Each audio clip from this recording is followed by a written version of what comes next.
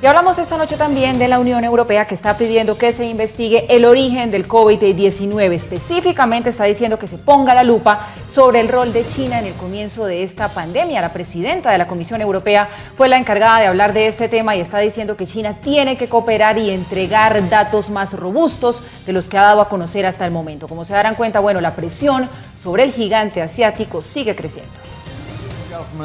En entrevista con la cadena CNBC, la presidenta de la Comisión Europea se sumó a los países que piden explicaciones a China sobre el surgimiento del virus.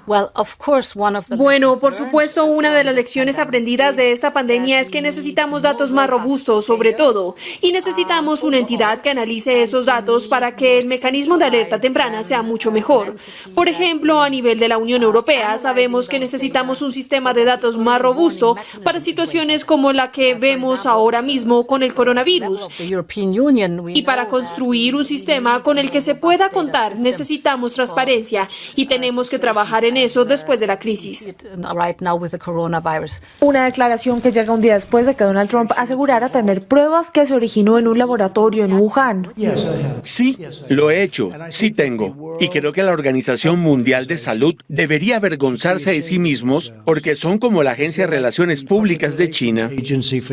Cuestionamientos a los que se sumó el jefe de la diplomacia francesa, quien pidió respeto a China, y la canciller alemana Angela Merkel, quien pidió a China ser más transparente. Entre tanto, poco a poco va cambiando el panorama en España, que registró la cifra más baja de fallecidos en 24 horas desde el 20 de marzo, con 268 víctimas, y duplica la cifra de recuperados.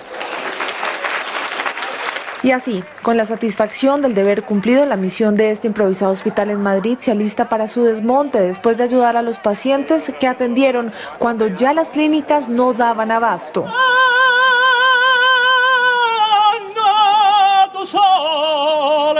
Aplausos, canciones y sonrisas marcan un nuevo regreso a la vida que no será la misma. Yo he salido bien y le doy las gracias a todo el centro, desde los de la limpieza hasta lo más alto. Han sido cariñosos, amables, calurosos con nosotros, un calor humano. Hemos tenido, como en verdad, no hemos tenido la familia aquí, ellos han servido de familia y de apoyo. Una victoria en medio de una batalla que continúa. Situación que no está superada, situación en la que no podemos bajar la guardia. La pandemia todavía no la hemos vencido, pero situación en la que, gracias al Hospital de IFEMA y al esfuerzo del extraordinario conjunto de profesionales sanitarios, podemos mirar ahora con algo más de optimismo, con algo más de esperanza. Como héroes que representan esperanza, lucha y valentía han salido sobrevivientes y profesionales de la salud. En Francia no se vive el ambiente de un 1 de mayo y sí se respira un poco más de optimismo. Mis queridos conciudadanos, volveremos a ver felices el 1 de mayo. Juntos y unidos superaremos esta terrible experiencia. Y siguen dando de alta a sus pacientes. La otra parte me dice, vas a trabajar durante años todavía, necesitas toda tu fuerza, así que no te enojes, quédate en casa un poco, escucha a tu médico que sabe más que tú. Pero el temor de una segunda ola sigue latente. No tenemos una bola de cristal para ver cómo se desarrollará todo. Esperemos que no haya una segunda ola y que estemos presenciando el final de este episodio. Los gobiernos siguen haciendo llamados a sus ciudadanos a no bajar la guardia. Estados Unidos criticó el nombramiento de Tarek El Aissami como ministro de Petróleo venezolano. El gobierno de Estados Unidos aseguró que no hay ninguna razón para creer en las cifras del gobierno de Nicolás sobre el COVID-19. Mike Pompeo afirmó que Estados Unidos reabrirá su embajada en Caracas en cuanto Nicolás se haga a un lado. Gráficas del avance del COVID-19 en México muestra que es falsa la afirmación de López Obrador sobre que se aplastó la curva. El subsecretario para el hemisferio occidental del Departamento de Estado de Estados Unidos, Michael Kosab, criticó la decisión del mandatario venezolano de nombrar como nuevo ministro de Petróleo a su hasta ahora vicepresidente económico Tarek El Aissami. Para enfatizar su argumento, recordó que el funcionario está sancionado, acusado y buscado por el tráfico de drogas por dos instituciones distintas del gobierno de Washington. Primero, por el Servicio de Inmigración y Control de Aduanas y segundo, por el Departamento de Justicia.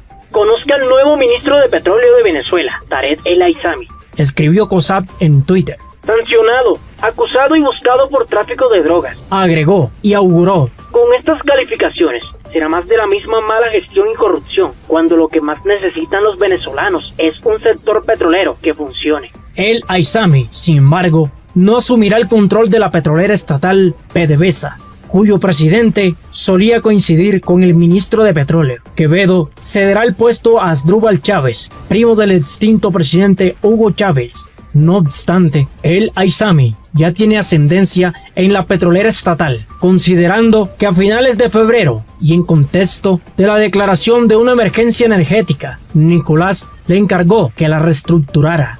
En ese entonces, COSAP también expresó sobre la decisión, comparándola con poner a un pirata al frente de la Armada. Nicolás también ordenó la supresión del despacho del viceministro de Refinación y Petroquímica del Ministerio de Petróleo, cuyas competencias serán transferidas los viceministerios del Poder Popular de Petróleo competentes por la materia, según corresponda. El mandatario venezolano encargó expresamente a El Aissami la reestructuración y reorganización del Ministerio de Petróleo, a los fines de adoptar las medidas necesarias para garantizar la seguridad energética nacional y proteger la industria ante la agresión multiforme, externa e interna, que se ejecuta para afectar la producción y comercialización petrolera del país. El Aissami es uno de los hombres fuertes del gobierno de Venezuela, diputado, gobernador y ministro con Chávez. Se incorporó al ejecutivo de Nicolás con el arranque de 2017, vinculado siempre al área económica. El ahora ministro de Petróleo es uno de los 15 acusados de traficar sustancias ilícitas por el Departamento de Justicia de Estados Unidos, por supuestamente aliarse con las Fuerzas Armadas Revolucionarias de Colombia para inundar de estas sustancias el país durante décadas. La administración de Donald Trump ofrece $10 millones como recompensa por información que conduzca a su arresto o condena. Según ha recordado COSAP, en el caso de Nicolás, la cifra asciende a $15 millones. También fue puesto en la lista de los más buscados del Servicio de Inmigración y Control de Aduanas en 2019, calificándolo como un narcotraficante especialmente designado por desempeñar un papel significativo en el tráfico internacional de drogas. Facilitó los envíos de narcóticos desde Venezuela para incluir el control de los aviones que salían de una base aérea venezolana y las rutas de la droga a través de los puertos de Venezuela, indicó la agencia en un comunicado, y agregó: en sus posiciones anteriores, supervisó o poseía parcialmente embarques de narcóticos de más de 1.000 kilogramos desde Venezuela en múltiples locaciones, incluyendo aquellos con destinos finales en México y los Estados Unidos. Además, El Aissami tiene cargos pendientes en 2 cortes de los Estados Unidos. Fue imputado en marzo de 2019 por una corte federal de Manhattan y en 2017 el Departamento del Tesoro lo sancionó después de investigar acusaciones en su contra por trabajar con narcotraficantes. Nicolás ha puesto a El Aissami al frente del petróleo justo cuando Venezuela atraviesa otra caída de abastecimiento que, según investigaciones periodísticas y denuncias de la oposición, han llevado al país a estrechar lazos con Irán para obtener combustible. Venezuela alberga los mayores yacimientos de crudo del mundo, pese a lo cual el país ha sufrido en estos años de graves dificultades para garantizar el suministro del combustible, la cual se vio exacerbada a niveles dramáticos en las últimas semanas. Nicolás lo achaca a las sanciones de Estados Unidos, mientras que la oposición habla de la mala gestión y corrupción. El gobierno estadounidense subrayó la poca fiabilidad del gobierno de Nicolás con respecto al avance del COVID-19 en Venezuela, donde las autoridades reportan la pérdida de 10 vidas y menos de 400 infectados, una de las cifras más bajas de la región. No tenemos razones para creer en ninguna cifra del gobierno de Nicolás sobre el impacto del COVID-19 en el pueblo venezolano, declaró John Pichowski, subsecretario de Estado adjunto para el hemisferio occidental. No nos sorprendería que inventen números y divulguen datos falsos. Eso es lo que hacen los regímenes autoritarios. Lo hemos visto en China. En referencia a los disputados reportes que ha ofrecido el gobierno de Xi Jinping sobre el verdadero impacto de la enfermedad en el país más poblado del planeta.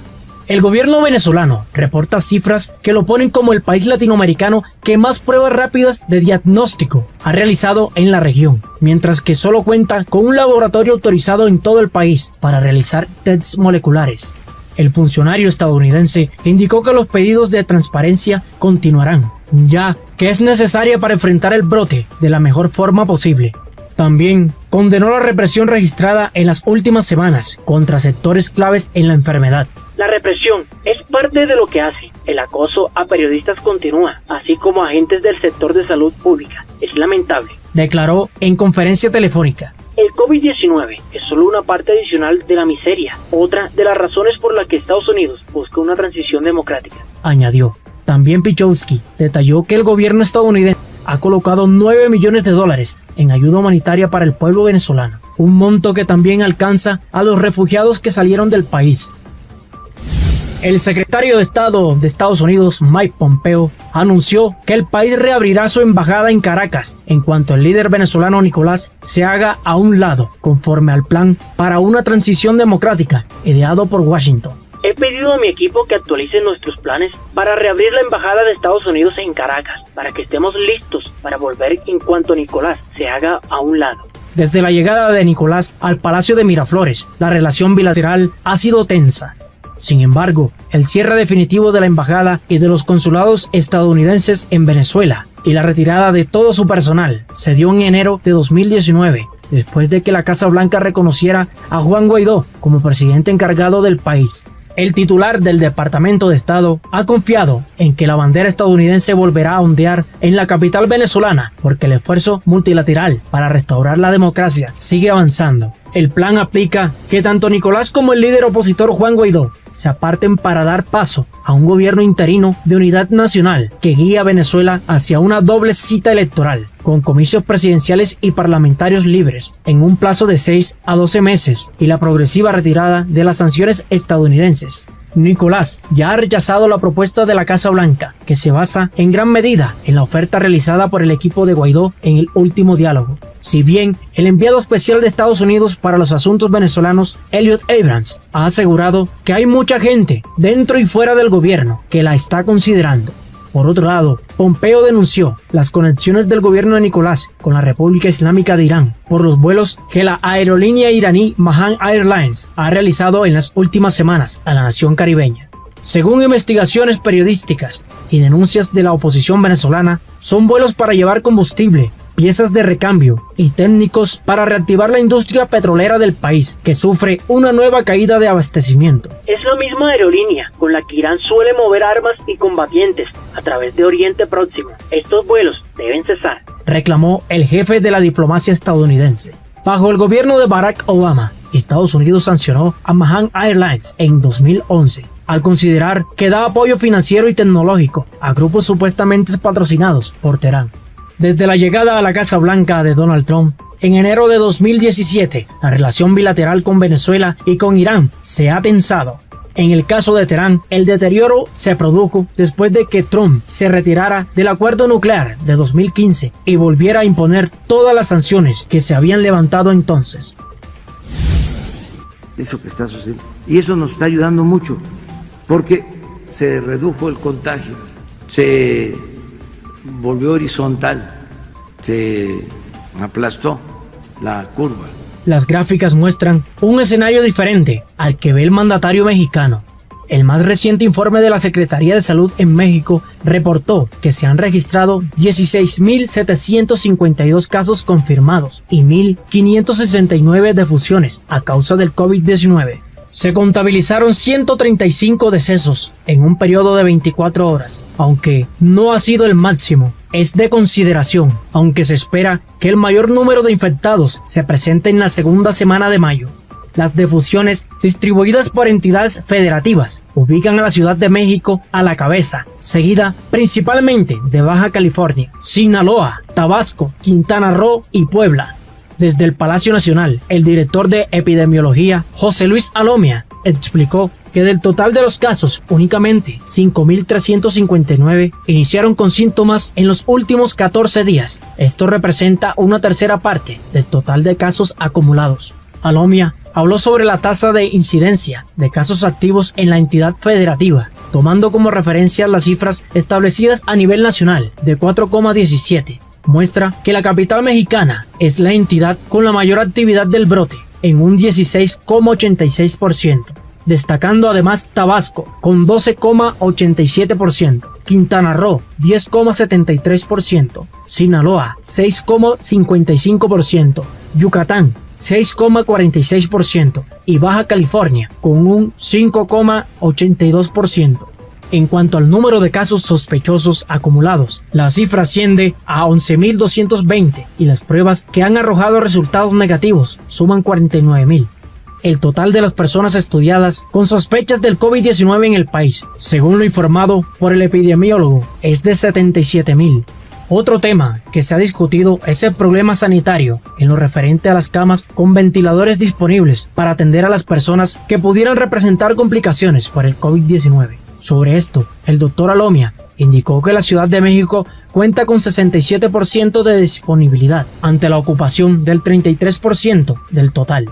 Después de dicha demarcación, el Estado de México se posiciona como la segunda entidad con menos espacio para atender a los pacientes, con 77% de camas disponibles para enfermos con COVID-19 y un 23% de ocupación. El director de epidemiología añadió que en la medida en que se incrementen los casos, esto hará que los casos graves y los casos críticos también se incrementen. Entonces podremos estar viendo una disminución de la disponibilidad de camas y consecuentemente un incremento de la ocupación, lo cual es precisamente uno de los objetivos de la Jornada Nacional de Sana Distancia, que la ocupación no se incremente.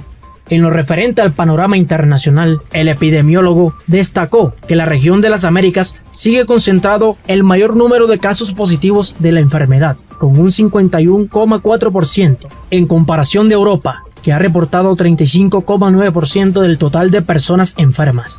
Por otra parte, la tasa de letalidad global se posiciona en 6,9%.